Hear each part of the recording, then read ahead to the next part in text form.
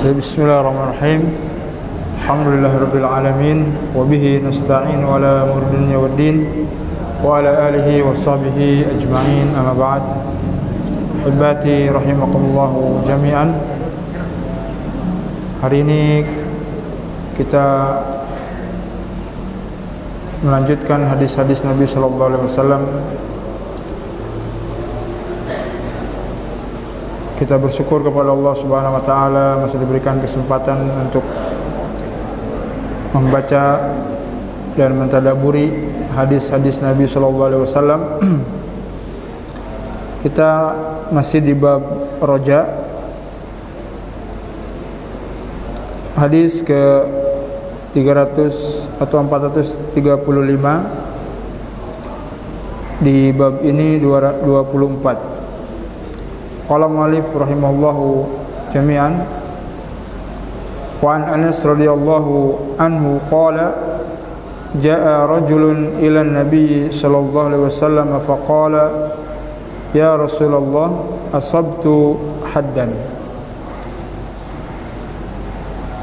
fa aqimhu alayya wa hadratis salah fa shalla ma'a Rasulillah sallallahu alaihi wasallam falamma qada as-salah qala ya Rasulullah inni asabtu haddan akim fiyya kitab Allah qala hal hadarta ma'ana as-salah qala na'am qala qad ghufira laka muttafaqun alayh.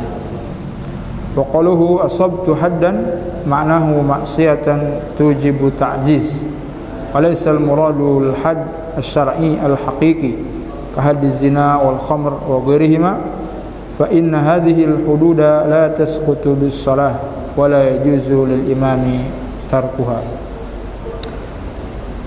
Jemaah rahimakumullah, dari Anas radhiyallahu anhu, beliau bercerita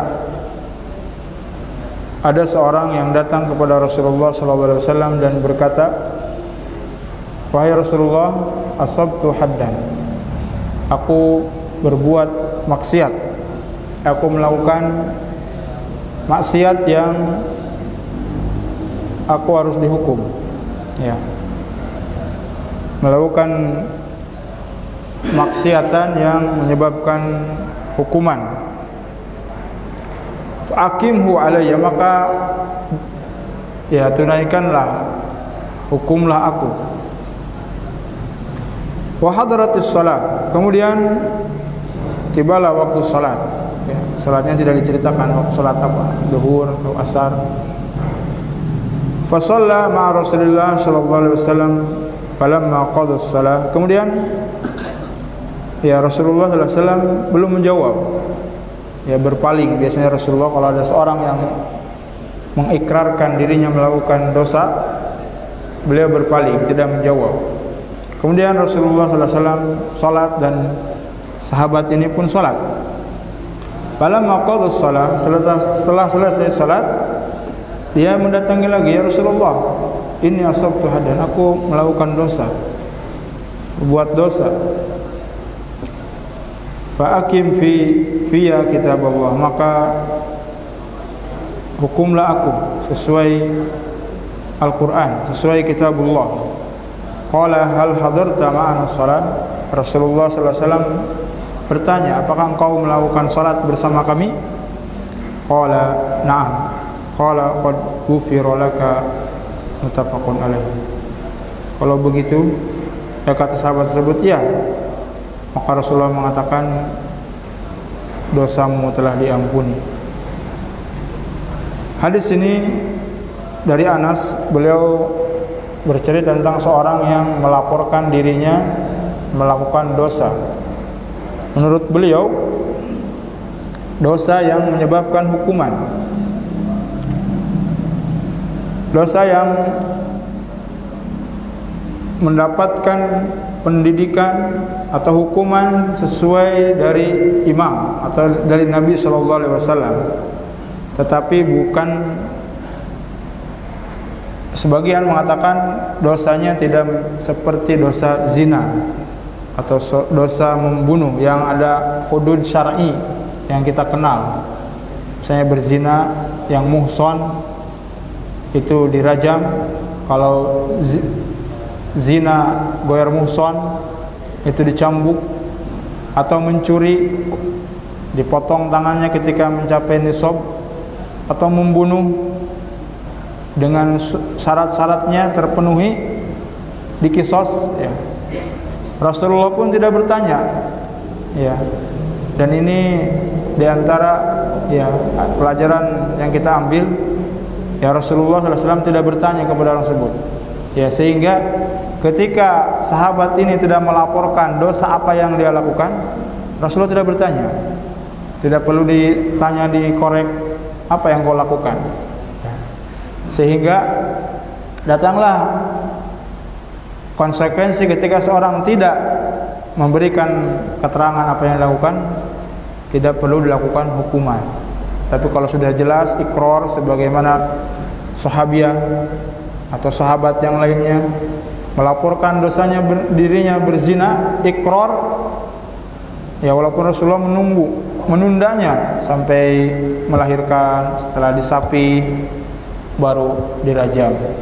Tapi di sini tidak dihukum oleh Rasulullah SAW, hanya saja dia ikut sholat bersama Rasulullah SAW dan kata Rasulullah dosanya telah diampuni ya. Di sini dikatakan ya had ya ibara'an anidz dzanbi la haqiqah ma fihi haddun minal kabair. Ya di sini had di sini takdib biasanya atau takjiz ya, hukuman yang tidak ditentukan sesuai imam atau sesuai dulu Rasulullah SAW. Orang mencuri belum mencapai nisab, mungkin hukumannya dipilih sesuai cocok dengan orangnya, atau imam tersebut memandang hukumannya seperti ini. Jadi tidak sesuai dengan ketentuan yang ditentukan oleh kitabullah, oleh hadis Nabi SAW. Mencuri, berzina yang belum mencapai dosa besar tersebut ya, maka hukumannya berbeda-beda ya. Dan Nabi SAW juga tidak menentukan hukuman apa di sini ya, karena beliau belum mengetahui dosa apa yang dilakukan oleh sahabat tersebut ya, dan Nabi SAW tidak bertanya. Adapun ketika dosa itu telah jelas, dosa besar, membunuh, berzina, mencuri dan yang lain itu sudah jelas hududnya ya, hukumannya dari Allah Subhanahu wa taala. Seorang mencuri misalnya sudah mencapai nisab, maka dipotong tangannya. Atau berzina, sudah bukti terlihat ada 4 saksi, fulan berzina, semuanya sama kesaksiannya. Kalau berbeda satu orang, maka tidak diterima syahadatnya, kesaksiannya. Adapun orang yang ikrar dirinya telah berzina ya, maka Rasulullah SAW melakukan rajam, hukuman rajam. Pak Lili tahu rajam? Gimana Pak? Lempar batu, batu gede. Ya, lempar batu-batu kecil biasanya. Ya seperti Ma'iz dulu dirajam. Kemudian kata Rasulullah SAW, seandainya taubatnya dibagikan kepada penduduk Madinah, lawasi'ah, akan cukup. Ya, karena sahabat ini di kisah ini bertaubat, sholat bersama Rasulullah SAW. Dan ini kesaksian Rasulullah SAW, seorang yang kembali bertaubat dengan sholatnya, dia diampuni dosanya. Sebagaimana sabda Nabi SAW, as-salawatul khams wa Ramadan ila Ramadan wa jum'ah ila jum'ah mukaffiratun lima bainahun majtunibat kabair. Di antara salat 5 waktu ini, zuhur ke asar, itu penggugur dosa ya, kita tidak terasa ketika salat itu dilaksanakan dengan baik, dari mulai takbiratul ihram sampai salam, khusyuk, tidak melamun apa pada setoran, tidak melamun bayaran, ya. Besok apa yang akan dilakukan, ya. Khusyuk, ya. Melakukan salat khusyuk, maka ini akan menjadi mukaffirat. Ya, innas hasanat yudhibna sayyi'at. Ya, kebaikan itu akan menghapus dosa-dosa. Sebagaimana di hadis ini, sahabat ini diampuni dosanya. Ya, Rasulullah tidak bertanya, tapi langsung mengatakan, ketika seorang ikut salat, ya, sahabat ini ikut salat, maka Rasulullah memberikan kabar gembira. Ya, karena Rasulullah mungkin tahu bagaimana orang tersebut jujur kepada Rasulullah SAW, sehingga taubatnya diterima oleh Allah Subhanahu wa taala. Ya.